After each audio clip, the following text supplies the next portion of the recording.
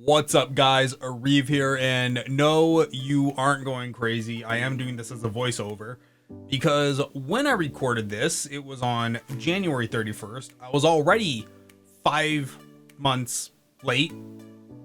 What the hell is that? That's 4. Yeah, 5. I was 5 months late. Call it 6. From the time that CoolerMaster sent me this box because, you know, school and work and everything.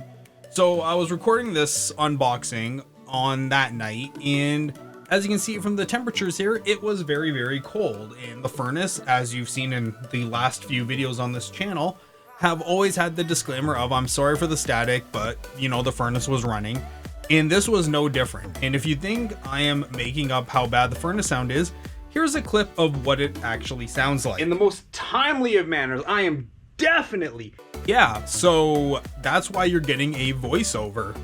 But this was a very cool package that they sent me. Now, one thing I love about these packages is because I do take so long to kind of get around to them, I actually forget what's inside.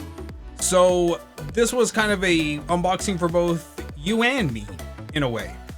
And as we can crack open the box here, it was a fairly standard box. I could tell from the size that, you know, it was probably cooler related because keyboards are typically bigger, and I don't think they have any new mice coming out for the time being. My lovely weights in the background there.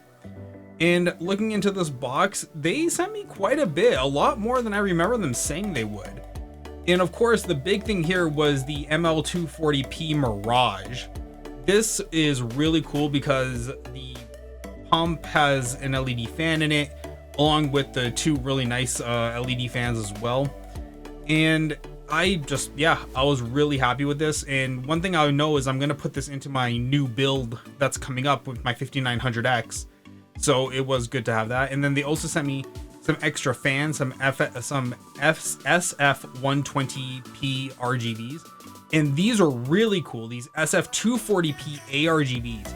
They're cool not because they're addressable RGBs, but because they're one unit for 2 fans. So they're kept in a single housing, and that doesn't sound like a really big deal, but you have to realize that in a case like what I use for my main rig, which is my Corsair, I have to top mount the radiator, and trying to line up the screws with 2 different fans, so 8 screws on 2 fans, it's rather tedious even with a second pair of hands. So having this all set into one housing is just the absolute best. I was so happy when I saw this, and I knew right away that this was gonna make my life a million times easier on my next build.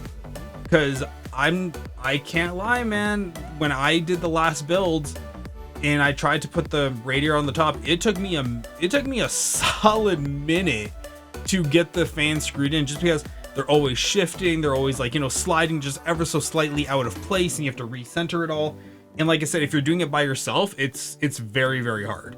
So you can see here as I cracked open the box, when I saw this whole thing was in one housing, I was just over the moon, just absolutely over the moon.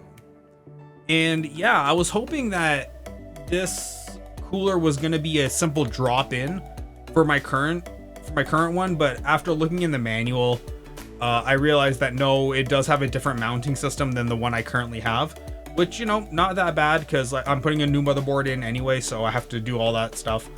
But I was hoping it'd be drop in, drop out, but no, and you can't win them all sometimes. But yeah, these 240 ARGBs are probably the best fans in terms of construction and like ideas than I've seen in a long time. But yeah, that was this unboxing. So big thanks to CoolerMaster for sending over this care package.